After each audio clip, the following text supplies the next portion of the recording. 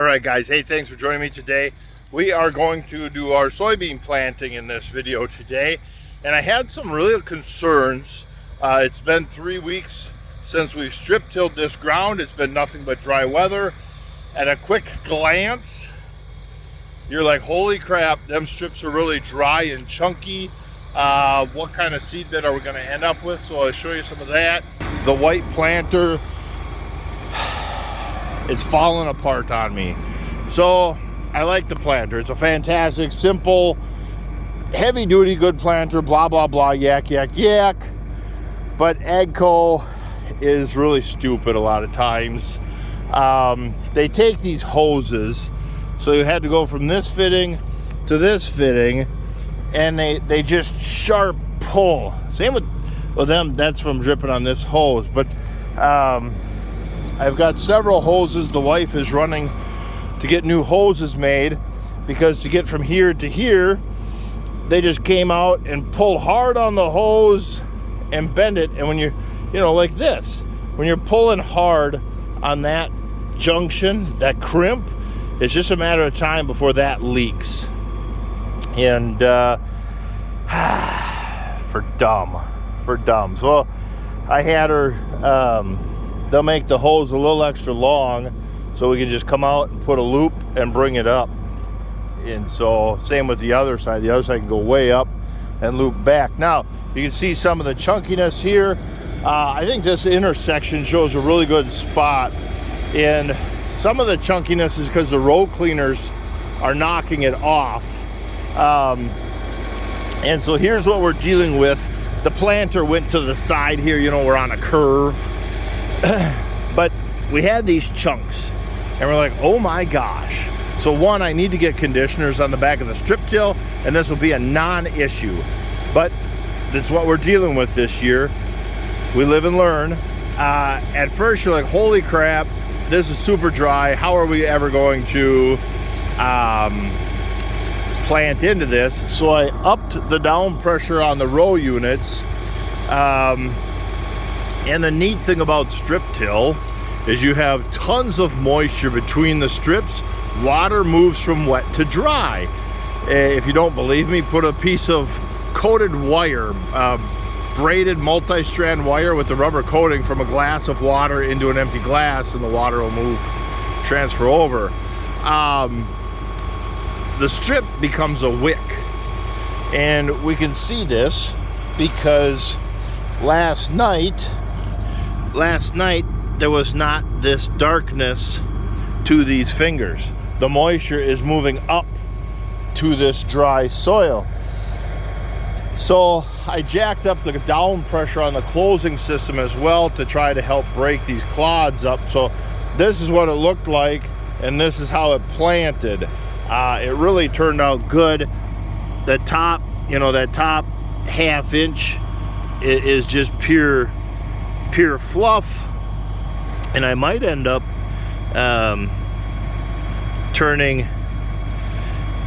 so then I planted deep. When we used to do full tillage, there's little rocks,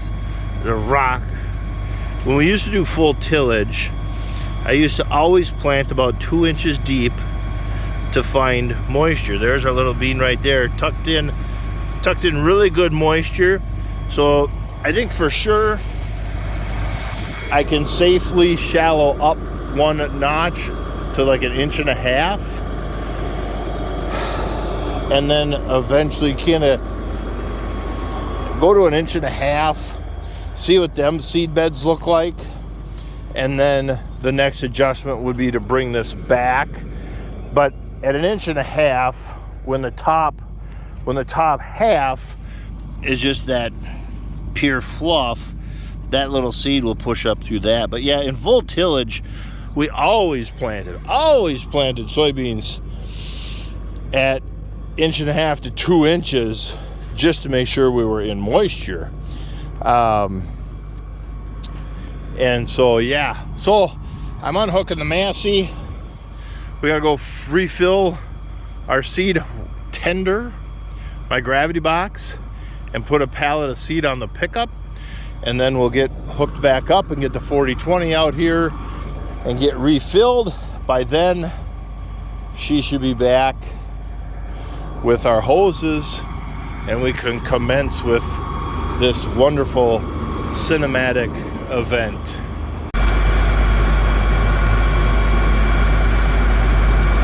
I always lift slow. I don't know why. I don't know.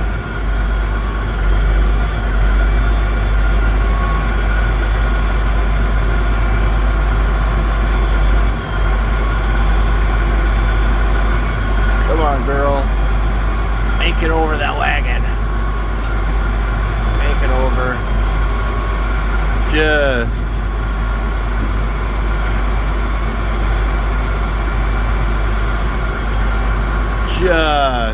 barely. Holy cow. Ha! Let's go open it. Here we go. Woo!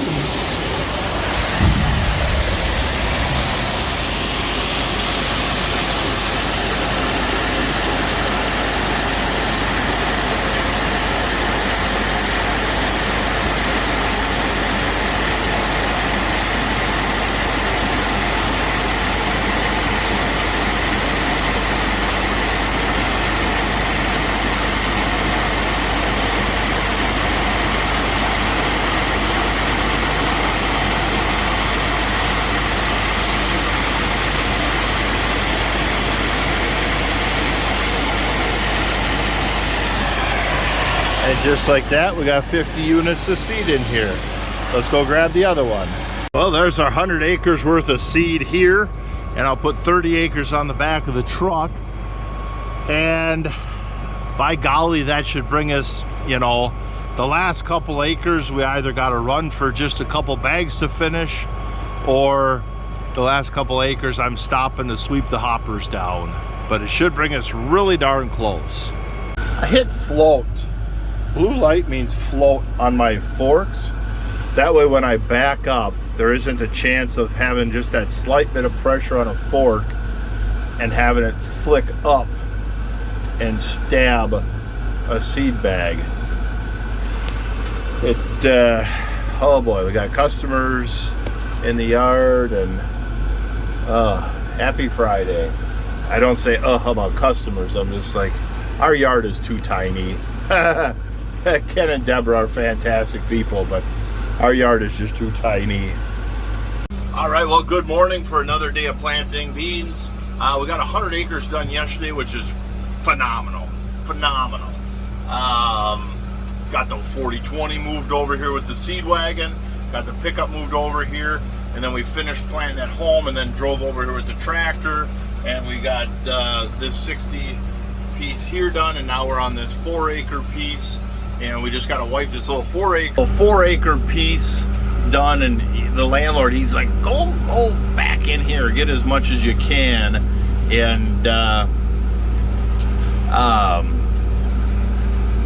so he's like, well, the renters, he wants to tear this old homestead down and burn it all down and level these trees up and just clean up the tree line and pull that driveway out of there and make it one nice big field. Make it one nice big field. And whoop. Pay attention. This is why I don't make planting videos. Is let's just be honest that crooked rows are going to yield better. Well, we made it up. This is the last field. I only strip tilled a little bit, like I talked about. It's very soft. It seems very wet, but yet it carries. It's kind of a interesting field. So I'm you know, we're wet right to the surface, and it's very large. It's a very coarse textured soil. In the summertime, it looks like beach sand. It washes and erodes very easy, but when it gets wet, when it's wet, it's really wet, and when it's dry, it's really dry. It kind of exaggerates whatever is happening of the season. And so I might Lift up. There's a little bean right there. A little bean right there. I might shallow up just a whisker more and take some pressure off of our down pressure, because we're not trying to crush anything. We're just trying to maintain depth. And so if I come up here and I look at our needle, I can bleed off. Yeah, let's go there. So we're about 100 to 150. We're about 150 pounds according to them. So that bled off a little bit of pressure. I'm gonna lift up so I can shallow my gauge wheels, and we're gonna try it again. See what that looks like. I see the little weeds dying already.